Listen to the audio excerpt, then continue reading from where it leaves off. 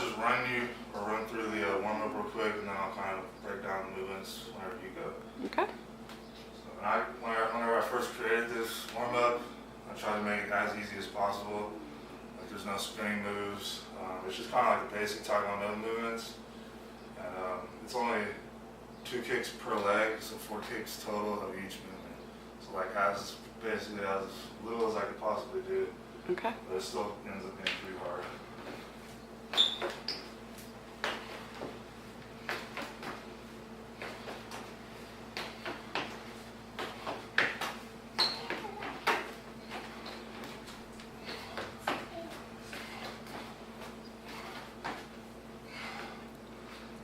First group, all straight leg stuff.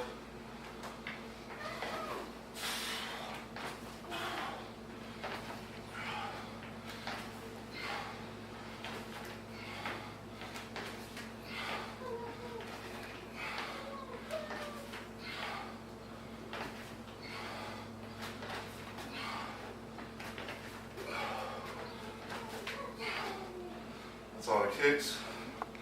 The punches. 5 punches per arm. It's a little bit more, but you're not doing a bunch of different punches. It's just some basic punches. Just gives you warmed up.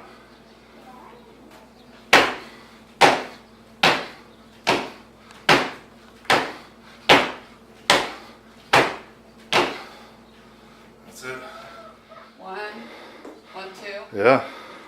1. So yeah, just 2 kicks per leg. Okay. You want to start with the foot you're going to kick with behind you. Okay. It's hard to kind of swing your leg up if it's like in front of you. Right. You want it behind you so you swing it up and then put it back where it is. 1. And then just kind of switch stance. Swing it up. So that's 2, 3, 4, and that's it. Now the next one is going to be an inside crescent kick. Okay. So you're coming from the inside out, and the same thing. Start from the back. And then pull it in and around. Okay. And then go to the next leg? Yeah, and then go to the next leg. Good. You're really trying to swing it up there. Again, it's like dynamic stretching. The more speed you use, the more you sort of swing, the more stretched out you're going to feel. Alright, that's an inside crescent kick, outside crescent kick.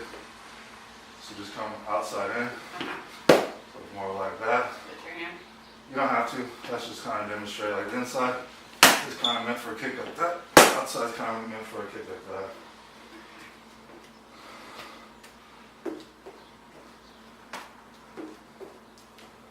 And this is real good for stability too, because on one leg like that's not easy.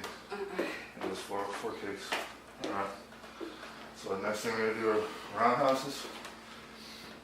And this is just, so you're not having to like switch stances. I'll just kind of imagine there's an opponent there. Imagine there's an opponent there. So you're just gonna, you always want the leg that's gonna be supporting to be kind of at an angle behind you. So that way whenever you lean back, like you have some stability this way. If you're kind of like this and you lean back, you don't have as much stability. And the thing about kicks is you want to get your knee up as quick as possible. Like if I were to kind of slowly bring my knee up and then kick, like I can't even kick that high. So you want to lean back and swing your knee up. So you swing your knee up and then whip your foot out. With a pointed toe or a flex? With a pointed toe, like you're kicking with the top of your foot. Okay. So. Yeah. And then this way? Yeah. And just try and lean back and pull your knee up at the same time, kind of quickly. Good. I think that's 4. Okay. So the next one, just a hook kick. So you're kind of bringing your knee up like this, and you actually are doing really good because a lot of that ballet background is helping you. The same thing with keep this knee up or this foot off to an angle, but instead of like your foot coming more out like this, you can have it come more out, your knee come more out like this, and then you're gonna hook it around and hit and kick with your heel. Okay, show me the motion slow. So like knee up and then around. Around that way? Around this way. So like you're kicking with your heel, like that. Oh, okay. That? Yeah. But imagine you're kicking like right here. Okay. So, this Yeah. and around? Yeah. So lean back, knee up, and a quick motion, and whip your foot around. Good.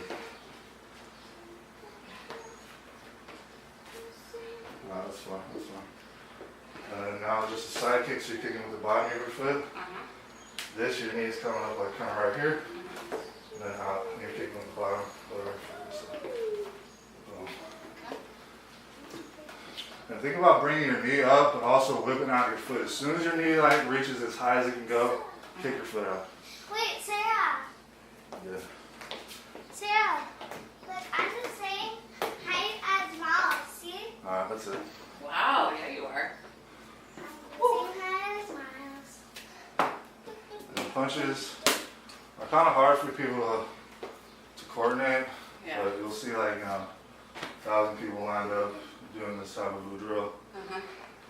And it's good to kind of like, figure out how to throw with your body and generate that power. So you're gonna take a pretty wide stance, almost as if you're riding a horse. Bend your knees almost as if you're riding a horse.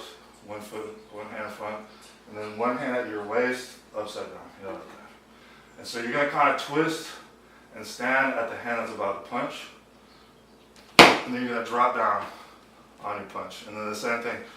So whenever you're kind of dropping down, I immediately start the next punch. So it's kind of this motion. So you're twisting, bending your knees, standing up, boom, and then you're kind of already your knees are bent because you're like dropping down on your punch, and then immediately just stand up, twist to the other side, boom, boom. Yep, and do 10 of those. Good. And don't move your front hand back until this hand is punched. Like they both want to come out and in at the same time.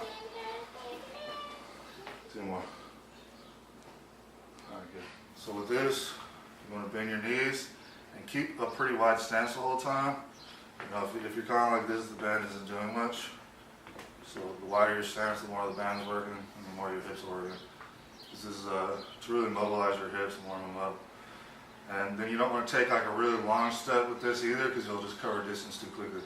If I were to go like that, it's going to take me like two steps to move across the platform. So you want to take small steps and keep your feet wide and keep your knees bent. And I'll do 3 round trips, which you'll start to feel it on the 2nd round trip, and the 3rd round trip will actually be pretty hard.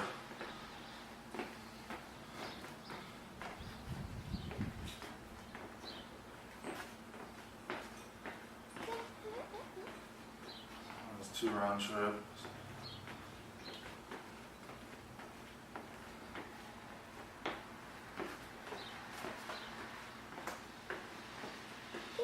That's 3. Alright, and then we're going to do some squats like this, and I'll kind of explain to you how I want you to squat, even though we're using the band. I want you to take a pretty wide stance, like wider than shoulder width apart. Okay. Not too much wider, but just a little bit. Or if that feels a little too wide, you can do shoulder width apart, and maybe right here. So, but you don't want too narrow of a stance. It's real hard to squat when you're like that or something. Particularly if you have weight.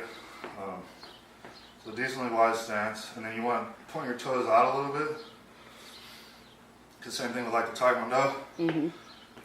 You're just kind of like balancing yourself. If you sort of lean one way or the other slightly, like your feet have somewhere to go.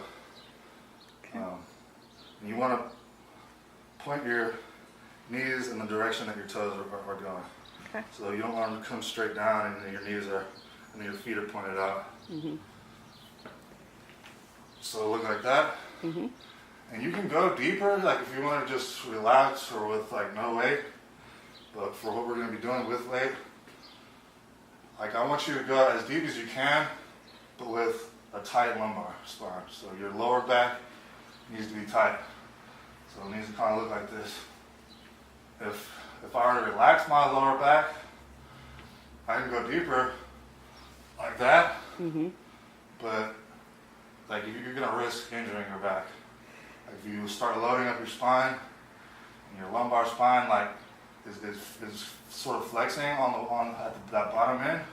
So if you go down to here and then kind of relax your lower back, you'll see a lot of people kind of trying to get a low squat, kind of going like that. That's a good way to injure your back. So I want you to keep your lower back tight the whole way. So it'll look like that. I want you to ever relax like that. Do you keep your lumbar tight by sucking your stomach in? No. How do you do that? You want to actually push your stomach out. So like a proper breathing technique is like you don't want to suck in and then bring your chest out like that. Like that. That's not how you want to breathe. You actually want to breathe through your stomach instead of your chest. So like breathing, pulling your stomach out. This is why a lot of times you'll see people's guts kind of come out or whatever whenever they're squatting. It's actually they're doing it properly, they're breathing properly. So you want to breathe through your stomach, not through your chest, not like that. And then just tighten everything down. So take a deep breath and then tighten everything down through your stomach, and that'll help tighten your core as well, or your abs as well as your lumbar spine, essentially your core. Like that. Are you inhaling as you go down? And exhaling as you come down, up? or you can even just inhale and hold it before you go down. Okay. But you don't want to be like breathing on the way down. You can exhale your breath on the way up, but a lot of movements you really are like holding your breath basically during the movement. So Okay. take a deep breath in, hold it. You can exhale as you're coming up. Okay. But even that, like, you just almost want to exhale like at the very end of the movement when you're almost done. So these we'll do 20. I'm not sure I've already done a few. I'll do a few more. You want to push against the band. Helps to kind of remind you to keep your knees out and not let them like cave in. Keeping that core nice and tight, your lumbar, your stomach. So you're not like relaxing and going like that. And if you want to be at home and just sort of relax in this position, that's okay. But once you start loading your spine, I don't want you to do that. You shouldn't do that. Okay. All right. Yes, ma'am. So first we're going to do the side steps. So go ahead and take small steps. Keep tension on the band. Keep the back straight. Back straight, knees bent.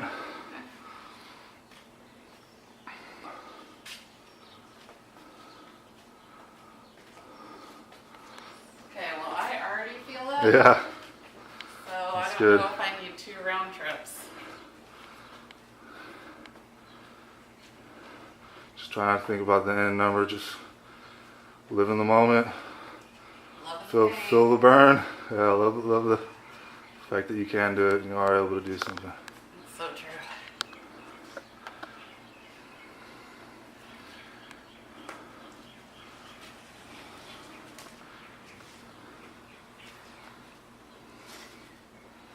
If 2 round trips is all you can do, that's fine. Try and get that third one if you can. I know it's burning, but It is. I need to turn the fan on. It's freaking hot in here. Super muggy because it rained earlier. Yeah. Like 1,000% humidity. Yeah. It's Houston for you. Good job. Ouch. Okay, now you want this way? Yeah. So keep it tight, lower back, your lumbar spine. And that's probably a little too wide of a stance. It might be a little too narrow. You got to kind of find the sweet spot. The more you do it, kind of the more you'll feel what's comfortable for you. Okay. So breathe in through your stomach, not your chest. And that's another thing. Breathing is hugely important. A lot of people, it takes them a long time to kind of get the idea of it, but it'll help you really brace your core, what you need.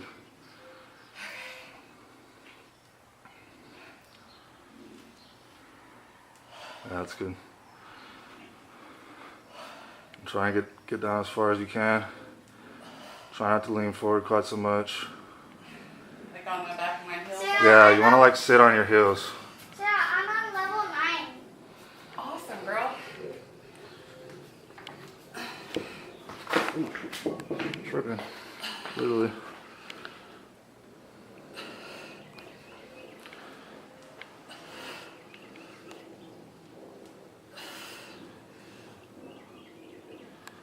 The deeper you get, the more you're gonna activate your glutes.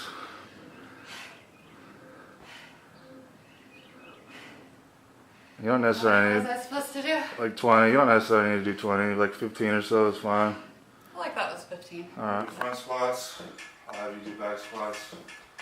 We're gonna do sets of 10, which is it's a good number. We're gonna try and find like our kind of max set of 10. And since you know, I don't know if you've done squats in a while, but It's been a long it'll be while. kind of a safe number. Like you won't go too heavy. I'm not going too heavy in it, but it's a good number for. You can kind of get some hypertrophy in there, but it's better. It's like more good for muscular endurance. You'll get some strength in there. It actually kind of encompasses a lot of stuff when you do like a heavy set of 10 or like your max set of 10. A little bit of strength, a little bit of hypertrophy, and a little bit of muscular endurance. And the way you kind of do it is just start out light, do sets of 10 with a little more and more weight until you can't do any, but a set of 10 anymore, or like that's like your last set of 10.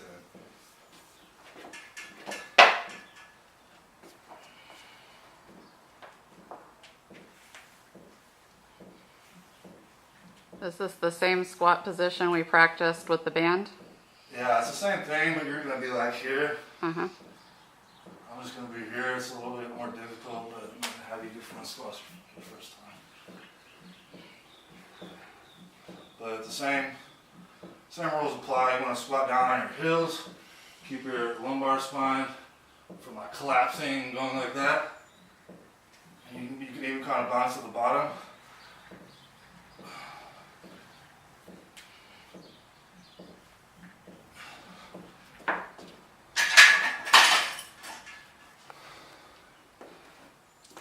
And you can be do it controlled if you want to. I like to get a little bit of speed on my descent, because whenever I Olympic lift, I'm going down into a snatch. If I'm going down into a clean, you're gonna be dropping down basically as fast as you can. So I try and practice my squats similarly. You go heavier usually in your squats and your Olympic lifts, but it's just good to practice your descent with your squats. Okay. How you kind of almost just get stronger. Like if you were to, like this bar might feel kind of heavy to you now, but after we kind of like put some weight on it, and then like if you were to try this bar again afterwards, the bar is gonna feel like a feather. So part of it is just like you're activating your muscles, you're getting that mind muscle connection going. Lift off. Yep. And step back. Yep. I know you kind of got a little thing to step down onto, but Are my hands the right width apart? yeah.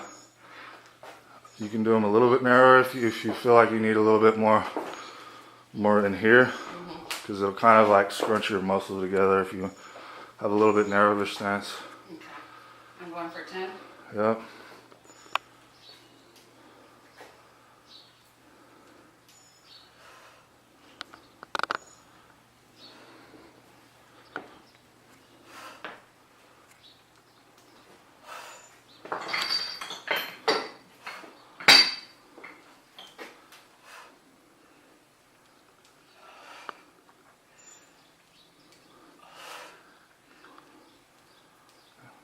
Chin reps can really suck, but just like I said earlier, just try and live in the moment. Just worry about the next rep. Try not to think too much about that 10th rep.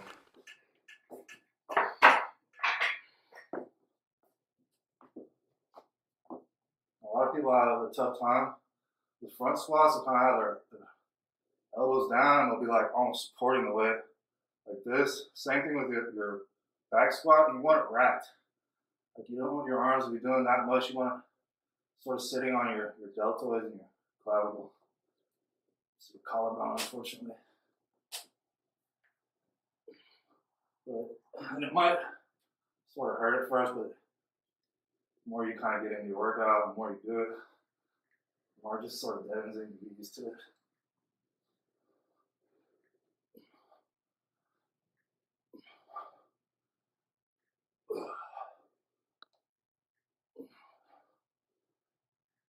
Goodness, popular now.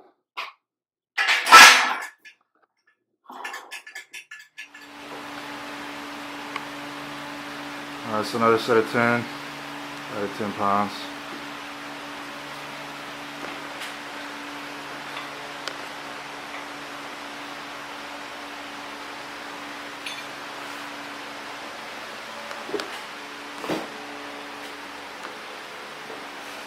And this will really help your CNS, your central nervous system. It will strengthen that, like your mind-body connection. Your brain will get stronger at sending signals to your body, and there's a lot of good chemicals that are released whenever you're exercising and lifting weights. You're releasing testosterone, you're releasing HGH, which is human growth hormone, cortisol, all things that are going to help your body get stronger. And if you have,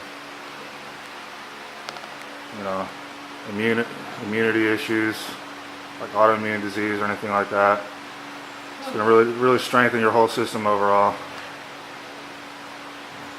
Is it good?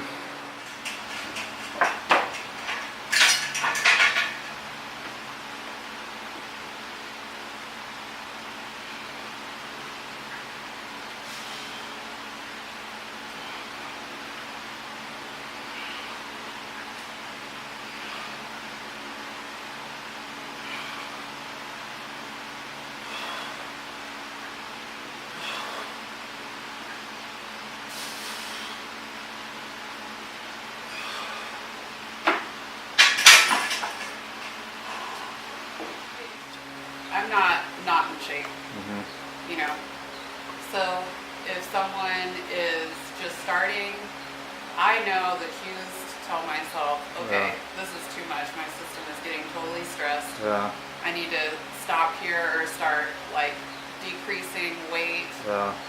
But some people, when they're just starting off, especially with an autoimmune disease, you have to know where your limit is. You have to know the point where you have to say, okay, this is good. I'm not going to stress my system, which in turn will give me a flare, and then I won't be working out for weeks. You know? So that's what I would say. Yeah, because you can burn out your CNS, like I was saying earlier, your central nervous system, to where like if you start feeling too shaky, or like pukey, I know like you've been kind of feeling that. You said it was due to your medication, but if things are, and you can kind of see it almost like during the workout, like with lifting weights, like you're actually coming up pretty smooth and pretty quick. Yeah. If you're like starting to struggle with the weight too much, we're definitely gonna back off. Yeah. But I think right now, like you're at a pretty good level, and we're honestly not gonna do too much more than this. So we'll go a little bit heavier, but not too much. Great.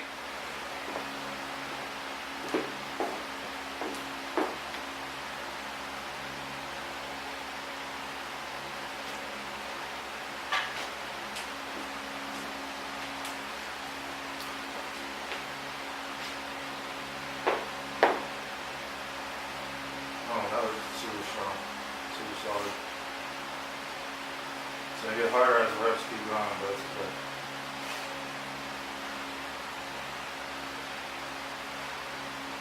Easy.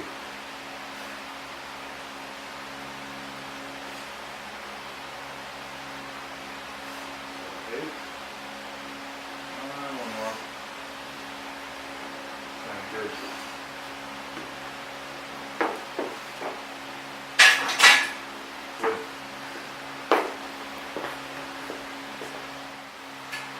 Alright, so you look really strong with the weight that you're doing. I honestly think you could do quite a bit more weight, but when you're first starting out, a lot of it is that central nervous system, that connection, that mind-body connection isn't quite there. Yeah. And part of it is like a technique thing. You're either too far forward, like you're on your toes, or you're too much on your heels, and your balance just isn't quite there. Your technique isn't quite there. Right. So you're just making it harder on yourself than you really need to.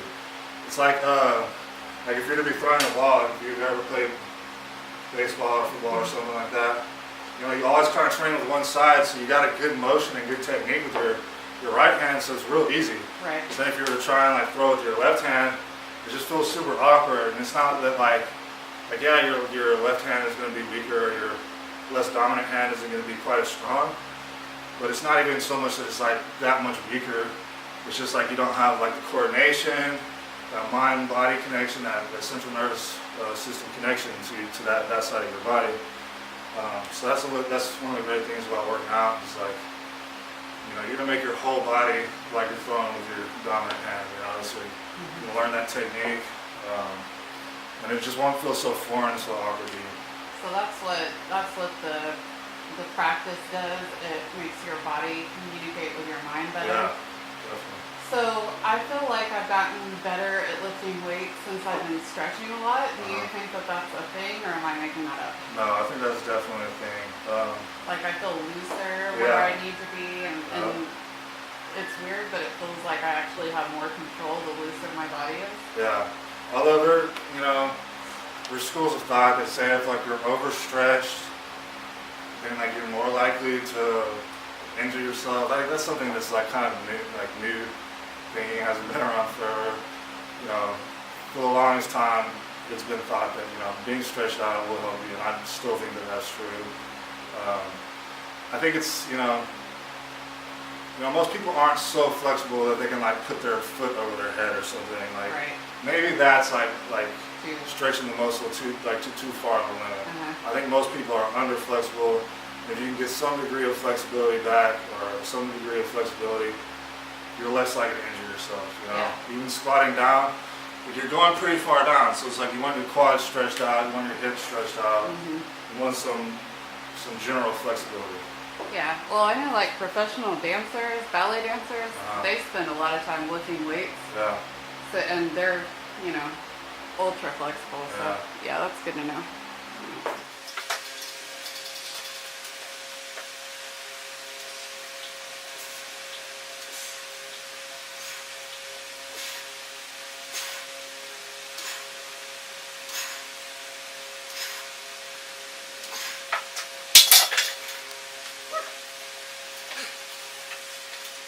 Alright, we'll use the same weight, and we'll just do a couple more sets with this weight.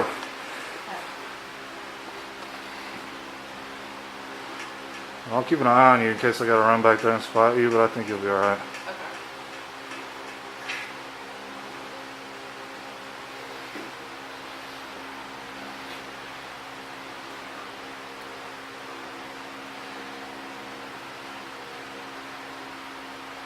The bar path actually looks pretty good. I mean, that's pretty straight down and straight up. You actually have pretty good movement. I mean, I think if you're a past athlete, it really helps.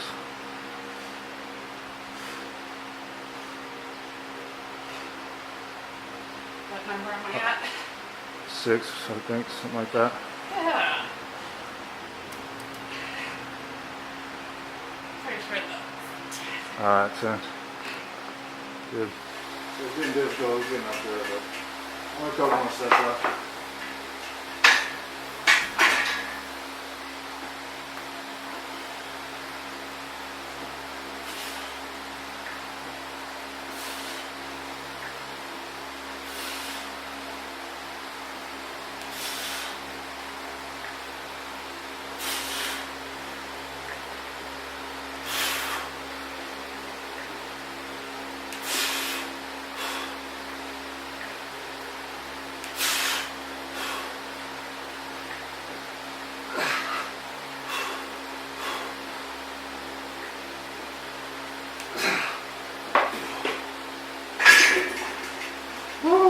I might have to be my last one. That was hard. I'm happy with that. You have no idea how painful that is. Oh yeah. It's like agony. Plus you get squats and agonize for weight. Are you saying that my 10 pounds weren't agony? Oh, I'm sure they were. That's very painful. Yeah, sure. I was standing right at the front spot because it's kind of on your clavicle and on your front belt. Which that sort of hurt, but you get more used to it the more you do it.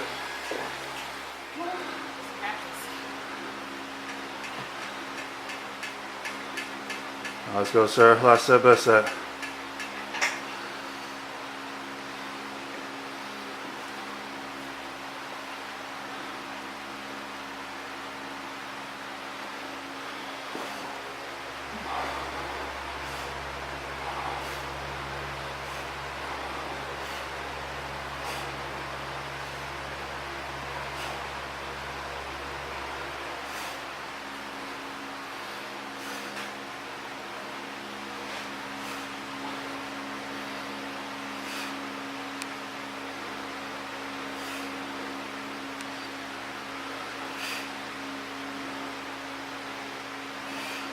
looking Nice. for you. Good. Good job. That's a good question. So, if I'm understanding correctly, when you have more muscle, whatever you eat goes towards Fueling your muscle. Fueling the sustaining muscle? it, yeah. Whereas if you don't have the muscle, whatever you eat goes Pretty much towards to fat. Yeah. to fat. Okay. Because I've heard people say before, like, oh, I don't want to do muscle, I just want to do cardio because I don't want to bulk up. But in reality, you can choose to bulk up by how you do weights. But also, a lot of people do weights and it's not that they bulk up, they tone up, and Yeah. then they're losing fat like way faster than if you just do cardio, right? Yeah, it's because your body is competing, for that food source. Right. The muscle needs it, and if you don't have as much muscle, your fat cells are going to want to store that energy Right. for later use. Right. So, I like that. yeah, Ugh, I'm so tired. yeah. But I feel good. Yeah.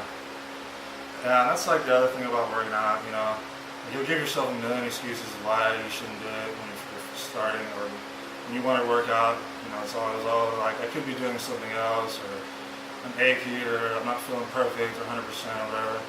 You'll always find something, Mm-hmm. But whenever you're done working out, it's kind of funny that you never really have, like, you're not like, man, I shouldn't have done that because Right. of this reason. Or, like, Never. you don't ever have an excuse for why you shouldn't have done it, Yeah. Like, you're always happy that you worked out afterwards. It's like, barring like getting injured during the workout, which happens sometimes. Like, it's pretty rare. It should be rare, but you're always gonna be like glad that you did it. Right.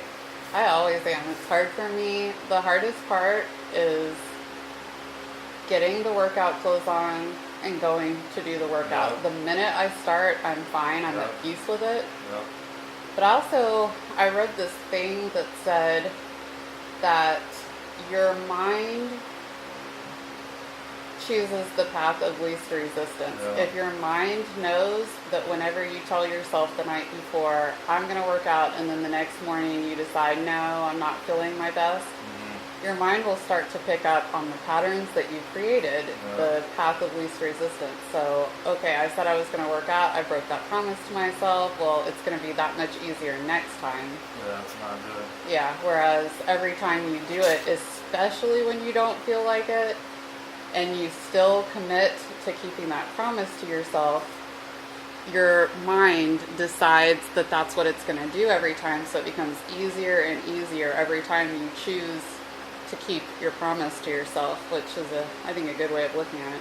Yeah, and at the end of the summer or whatever, you're going to have regret because you didn't work out often enough or whatever it is, or at the end of your life. Right. You can have plenty of regrets in this life, but, working out will not be one of them. No. You work out, you're not going to feel like you regretted it. You're always going to be thankful that you did. So Right. you keep that in mind. Yeah. I always feel like way happier, and if I'm stressed and I get a good workout in, especially with weights, because I cannot think when I'm lifting weights. Mm-hmm. Like, I have to focus so much on just being inside my body. So I can't think. I have to get out of my brain. And I feel like when I'm stressed, after I work out, I feel like the problem might not have been removed, but I feel more capable of dealing with it, or, I just feel happier in general. It's good. Yeah, and kind of the good thing about lifting weights too, it's like unlike cardio where you're like, it's a low intensity exercise that you need to keep moving because it is like a low intensity exercise and you're able to just continuously like jog, for example. Right. With exercise, it's a higher intensity, so it's like it only takes a little bit, and then you're able to relax. You're encouraged to relax, reset your ATP, and get back to a more of a solid state. So that's kind of the good thing about it too. It's not like constant. You're under constant tension the whole time. Yeah. Go harder for a little bit and then relax. Like you're saying, it's such an intensity there that you're more within yourself. During that movement. So. Because I have a huge problem getting out of my head, so it feels good to do something where I'm in my body. Yeah. It sounds weird to people who aren't like that, but it's true. You can feel like disjointed from your body sometimes. And it can be so hard to where you can't really think about like why you shouldn't be doing this or why you want to stop or thinking too much about the end goal or something like running. You know, it's Yeah. like you can be, you know, running is easy enough. It's not such an intense thing to where like you can't sort of let your mind wander and like, Right. drift and start thinking negative thoughts or whatever. It's like you're doing a heavy squat. You know, you're gonna be thinking about down and up Yeah. and different, you know, techniques or Yeah. different ways of looking at your form or just like the movement itself. So Yeah. not Totally. a lot of room for just like negative self-talk. Mm-mm. Awesome. Thank you. Thank you.